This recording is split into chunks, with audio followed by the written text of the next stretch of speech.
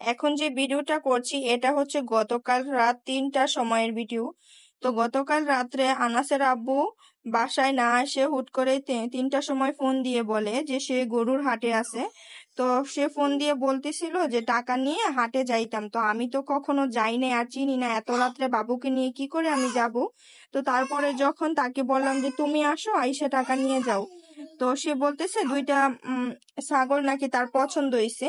তো এবার আমরা গরু কোরবানি দিব না আর কি, নিয়ত করছি, নিয়ত ছিল প্রথমে এবার কোরবানি দিব না, তারপরও আনাসের আব্বুকে বলছি যে না, চলো অল্প আমাদের সাধ্যের মধ্যে যা আছে তাই আমরা একটা কোরবানি করি। তো তারপরে সে বলল যে তাহলে আমি আসতেছি, তোমরা রেডি হও।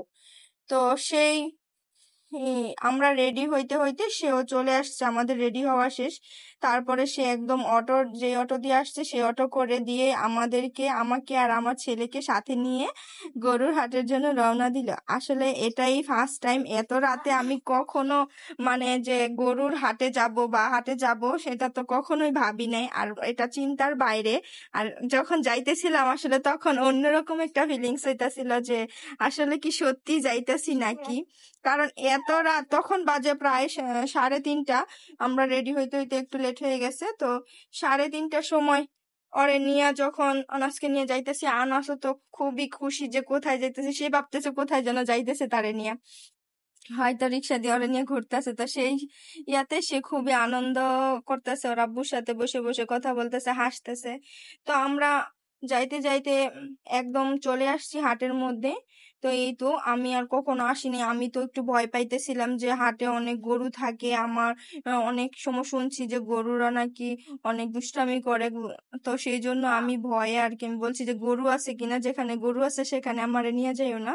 তো তারপরে ঢুকতেই সামনে 2টা গরু পড়ছিল, আমি তো আর কি ভয়ে আনাসের আব্বুরে ডাকতেছিলাম। তো তারপরে এই তো চলে আসলাম যেখানে আর কি ছাগল বা খাসি ওগুলা বিক্রি করে। তো সেখানে আসার পরে আনাসের আব্বু যেই 2টা ছাগল চয়েস করে গেছিল, তো সেই 2টা ছাগলই আমারে দেখাইতেছিল। এখানে এই যে 2টা ছাগল ছিল, এগুলো হচ্ছিল একটা খাসি, মানে আর একটা একটা ছেলে একটা মেয়ে আর কি। তো এখান থেকে 2টা ও দেখাইতেছে, আর এদের মা ওটাও নাকি তারা বিক্রি করবে। তো সেটার যে দাম চাইছে ওটার থেকে আমার কাছে ভালো মনে হয়েছে এই 2টা। তো সবাই আর কি বলতেছিল দামের তুলনায় জিনিস আমরা অনেক ভালো পাইছি। তো আল্লাহর জন্য যেহেতু, আল্লাহকে খুশি করার জন্য যেহেতু কোরবানি করব, তো সেহেতু নিজের সাধ্যের মধ্যে যতটুকু মানে সবচেয়ে ভালো জিনিসটাই কেনার চেষ্টা করেছি। আলহামদুলিল্লাহ, আমি তো খুবই খুশি যে আসলে নিজে হাটে আইসা নিজে দেখা তারপরে এই ফার্স্ট টাইম আমি কোরবানির জন্য পশু কিনেছি। তো আনাসের আব্বুও খুশি। আর যখন আমরা কেনাকাটা করে, এই যে আনাসের আব্বু এখন এখানে যে ওই যে খাজনা না কি যেন বলে ওগুলা দিতেছিল, তো আমরা এখানে দাঁড়াইছিলাম আর আমি একটু ভিডিও করতেছিলাম। আর আনাস ছিল, আনাসের আব্বুর ওই পরিচিত লোক ছিল, আনাস তো তাদের কোলে একদম চলে গেছে, আমার কথা ভুলেই গেছে। আমার অত একটা কষ্ট করতে হয় নাই তারে কোলে নিয়ে। তো এই তো বলবেন কেমন হয়েছে। এই 2টা খাসি, খাসি না, একটা ছেলে একটা মেয়ে, এই 2টা দাম নিছে আপনার ওই 20,500 টাকা। বলবেন আসলে যে দামের তুলনায় জিনিস কেমন পাইছি, সবাই বলছে যে ভালো পাইছি। এখন আপনারাও বলবেন, যেহেতু আপনাদের সাথে আমি আমার রেগুলার আর সমস্ত কাজকর্ম শেয়ার করি, তো এটাও শেয়ার করলাম, দামটা বলে দিলাম। আর এই যে এখানে আরো অনেক ছাগল আছিল, রাত বাজে তখন 4টা। আমরা তখন আর ছাগল নিয়ে যাব সেজন্য গাড়ি পাইতেছিলাম না, তো যেহেতু এটা বাসার পাশেই ছিল সেজন্য আমরা হাইটাই চলে আসছি সবাই। তো আনাস ছিল, আনাসের আব্বুর কোলে, আমি পিছন পিছন হাইটে যাইতেছিলাম। আর আনাসের আব্বুর পরিচিত লোকেদের এই যে ওরা দাঁড়ায় রইছে, আনাসের আব্বু ওদেরকে সাথে নিয়ে ওদের কাছেই ছাগল দিয়ে দিছিল। তো ওরা টাইনা টাইনা নিয়ে গেছে, আমরা পিছনে ছিলাম হাইটা। তারপর বাসায় চলে যাই, বাসায় চলে গিয়ে তো তাদেরকেও খাবার টাবার দেই। আমার বাসায় আসলে প্ল্যানিং করা ছিল না যে আজকেই আমরা পশু কিনবো কোরবানির জন্য, ভাবছিলাম হয়তো আজকে কিনবো, কিন্তু না, যেহেতু বাজারে গেছে পছন্দ হয়ে গেছে সেজন্য আনাসের আব্বু টাকাও নিয়ে যায় নাই, তো পরে গিয়ে বাসা থেকে টাকা নিয়ে আনছে। তো বাসায় তেমন রান্না বান্না ভালো করা ছিল না, তো সেজন্য বাহির থেকে তার জন্য খাবার কিনা নিছে, তা সবার জন্যই কিনছে আর কি। তো তারপর আমরা বাসায় চলে আসছি। আর এই তো এখানে এখন আপনাদের সাথে আরেকটা ঘটনা শেয়ার করব। এই যে দেখছেন আমার হাতে যে রিংটা, এই রিংটা আমি কিনছিলাম প্রায় 3 বছর আগে, 22 ক্যারেটের, একদম সিম্পলের মধ্যে সবসময় পরার জন্য।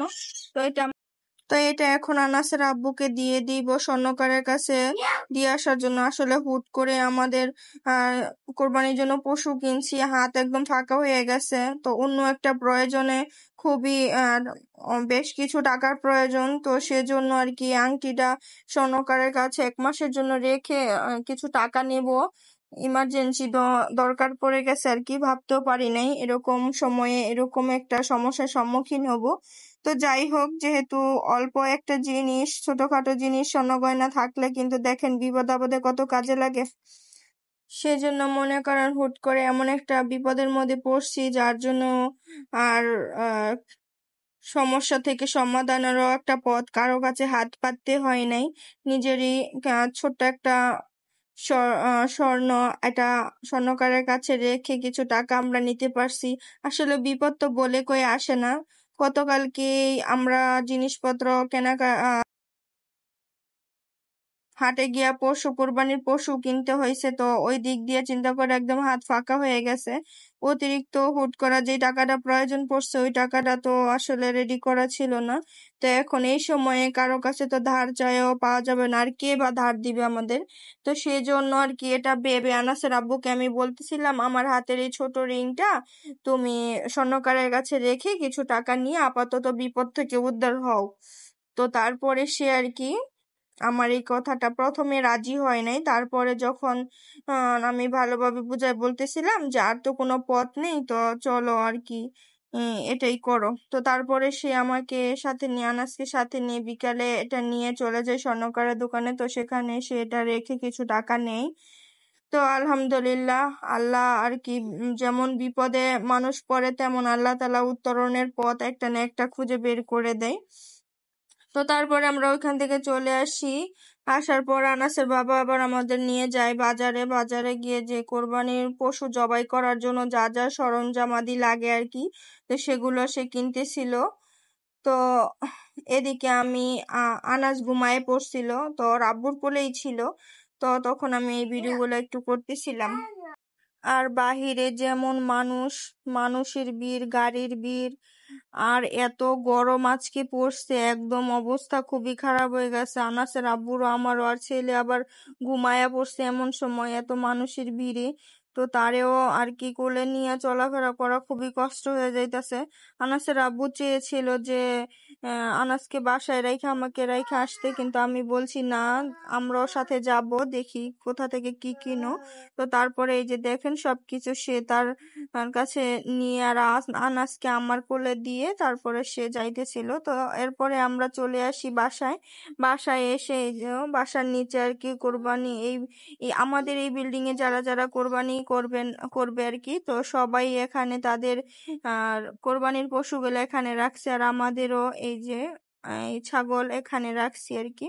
এই যে দেখেন আনাসকে আমি বলছি, আনাস তুমি গিয়ে ছাগলদেরকে একটু আদর করে আসো। তো আমি ওরে বলতেছি যে আদর করে আসতে, তো সে যে আদর বলতে মুখে গিয়ে চুমু দিতে যাবে, আসলে এটা ভাবতেই পারিনি। তো আমি তো হাসতে হাসতে শেষ, যখন দেখছি যে সে মুখে নিয়ে চুমু দিতে যাচ্ছে, তো আমি তো ওরে বলতেছি কি করো কি করো, পরে সে তাড়াতাড়ি সরে আসছে। আমি বলছি এই যে এভাবে হাতে আদর করে দিবা। তো তারপরে আমি পশু গিলান হাত বলিয়ে আদর করে দিয়ে আসছিলাম, যে শেষবারের মতো একটু আদর করে দিয়ে যাই।